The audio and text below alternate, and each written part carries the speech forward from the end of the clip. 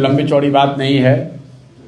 मैं Mithila student union के founding president Anoop जी और उनके साथी आदित्य जी जो उनके बाद प्रेसिडेंट रहे हैं और उनके साथ जितने साथी आज जुड़ रहे हैं सबका तहे दिल से शुक्रिया अदा कर रहा हूं। इनका जन स्वराज परिवार में जैसा अध्यक्ष महोदय ने कहा स्वागत, शुक्रिया।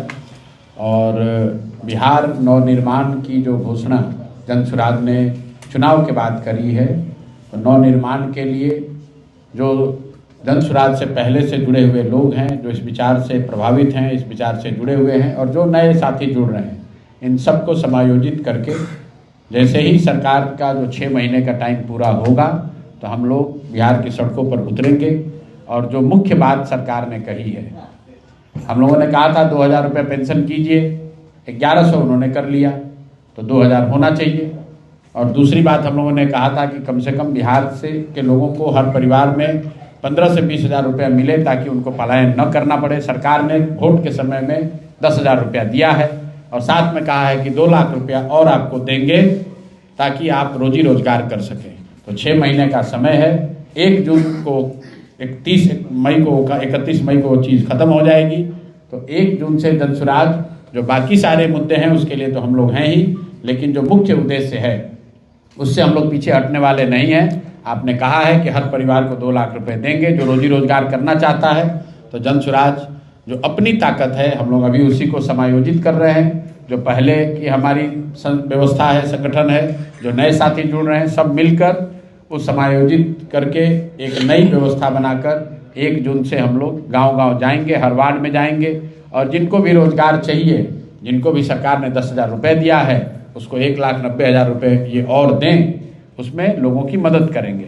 लोकतंत्र में लोग जब वोट देते हैं तो वो तय करते हैं सबकी भूमिका।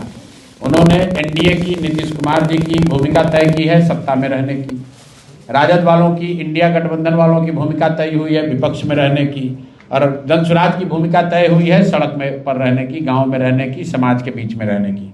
तो हम लोग समाज के बीच में हैं।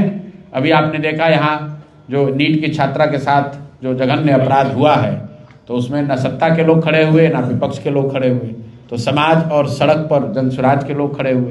पहली बार मनीष भाई जाकर उस मुद्दे को इन्होंने उठाया, फिर हमने भी जाकर अपनी ओर से कोशिश की। और ये जन स्वराज के संघर्ष का या हम लोग की आवाज़ का परिणाम है कि आपको बता दें कि जो 2 पदाधिकारी थे, जिस दिन मैं वहाँ गया उसी दिन SIT सरकार ने बना दिया और हम लोग इंतजार कर रहे हैं कि SIT का रिपोर्ट आए तो उस पर आगे निर्णय लिया जाएगा।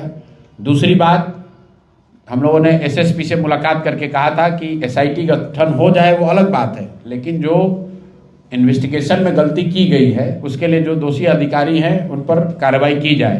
तो मुझे सूचना दी गई है कि यहाँ पर 2 संबंधित पदाधिकारियों को निलंबित कर दिया गया है।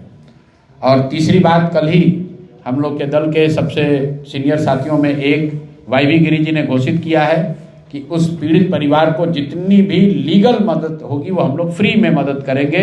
YV गिरी स्वयं उनका केस लड़ेंगे।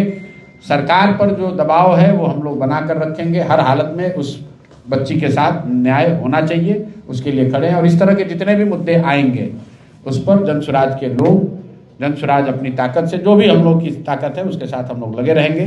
तो अनूप मैथिल जी और इनके साथी जो अभी आदित्य जी जुड़ रहे हैं और इनके और सारे साथी जुड़ रहे हैं, सबका स्वागत है। और हम लोग की कोशिश है कि जन स्वराज की समाज में, समाज के मुद्दों पर लड़ाई लड़ने की ताकत को और मजबूत किया जाए और ईमानदारी से समाज के लिए हम लोग खड़े हो सकें, उनकी मदद कर सकें, उनके साथ जहाँ अन्याय हो रहा है उसकी आवाज़ बन सकें।